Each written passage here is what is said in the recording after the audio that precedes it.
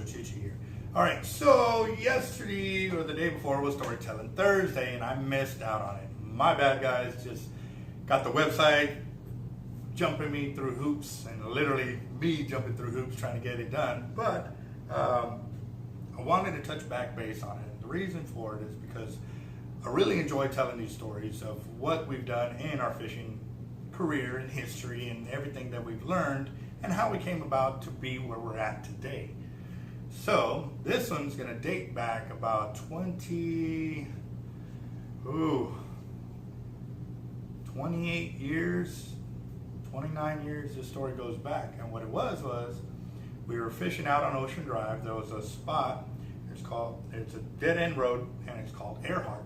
Well, you take the walkway down, and it was, before they actually put a stairway down there, it was all just caliche and shell and rock and stuff like that. So you had to climb your way down, but it was a big old concrete landing pad there. So we went out fishing multiple times out there, and we'd catch a single red or a single drum or something nice.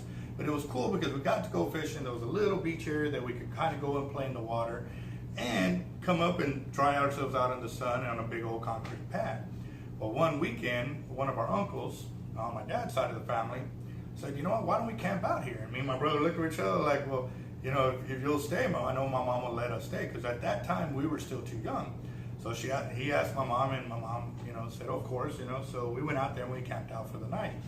Well, during the day, we were out there fishing, and my brother hooks up, and he's fighting, and he's fighting, and he's fighting it, and then finally gets to right where the barrier meets the wall. We're up on the highest point, and we could see it down there, and it was a huge flounder.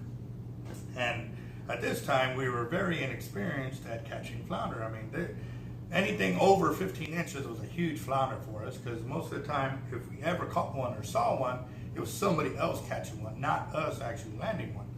So we see this big old flounder, and real quick, my brother reels it in, gets it to the embankment, and we don't have no net, no gaff, and it's a good ways to walk to the end of the barrier to get to the beach. He's like, screw it, I'll just pull it up. So he reels down on it, he pulls it up, and he lands it. It sits there, it flops, and the hook comes flying out. And we're like, oh man, I was like, you almost lost it. So what we did was, when we got the flounder, we picked it up, we could see that it was bleeding from the mouth. And curious kids is what we are.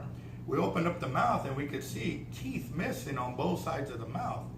And we looked at the hook, and we looked at the fish, and I'm like, no way. So I grabbed the hook, and I put it in the fish's mouth. And as he closed on it, let me grab a hook. This is the best way to show you. As we put the flounder, obviously this is on a larger scale, and we didn't have a big hook like this, but the flounder's mouth, as it closed on it, the part where he was bleeding from, there was a tooth missing here and a tooth missing here, and the hook sat perfectly in it. And I could remember when he was holding it in the water that I could see the hook come in and out like that, and when it clamped down the same way, it didn't let go. We were able to lift the flounder up again and just hold him there for a good few minutes before he finally flopped, opened his mouth, and let go of the hook. And it just made me remember of a story of how people would trap, or they still do, how they trap raccoons. And what they do is they put nails a certain way, and they put a shiny item in there, and when the raccoon gets it, he doesn't want to let it go.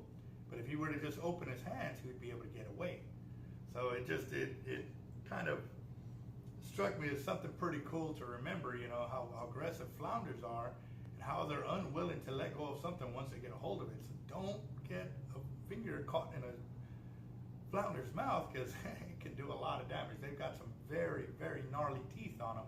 And like I said, it just sat there just like that, holding onto the hook and wouldn't let it go. So it was just a memory that we laughed about all night long, and it's just one of them things, being out near the water and camping out and enjoying the outdoors, that still to this day we talk about how it was one of the monster flounders that we've ever landed.